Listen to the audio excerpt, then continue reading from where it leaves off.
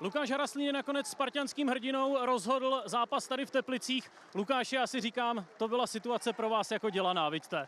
Konečne sa mi to tam podarilo dostať z tej mojej obľúbenej pozície. Kuktiš mi to skvele pripravil, naviedol si hráčov na druhú stranu a Petičko mi to tam krásne pripravila a som rád, že mi to tam padlo, pretože na rozcvičke mi to moc lietalo okolo brány, ale som povedal, že ak mi to lieta na rozcvičke mimo, tak pevne verím, že v zápase mi to padne a som veľmi rád, že som pomohol mužstvu k týmto golom. A vy dáte na to, jak se daří v rozcvičce?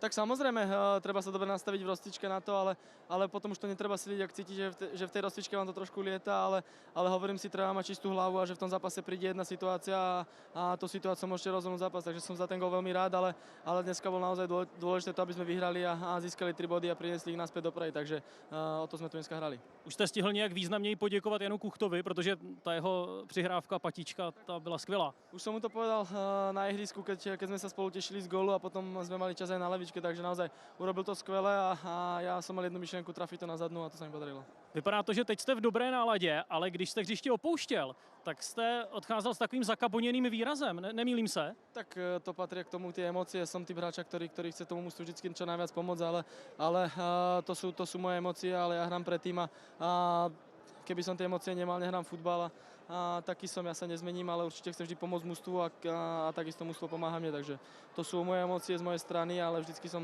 pre to mužstvo odozdal maximum a nebolo to tomu inak ani dnes. Dal se vítězný gol. Spadlo to z vás trochu, protože snad se teď neurazíte, ale měl jsem pocit, že do té chvíle jste nebyl úplně nejvýraznější postavou toho utkání. Tak Teplice hrali zo zabezpečeného bloku, ťažko sme sa tam dostávali, aj ten terén tomu neprispel, dneska naozaj to bolo veľmi ťažké na tom teréne, ten terén bol, ak môžem povedať, v zlom stave a ťažko sa nám hralo dneska, ale potom hovorím, stačí mi jedna situácia, aby som to trafil a preto som možno v Sparte, že ťažké situácie zvládam a nebolo ma vidno celý zápas, keď som tam ten gol. Gratuluju k vítězství. Ďakujem.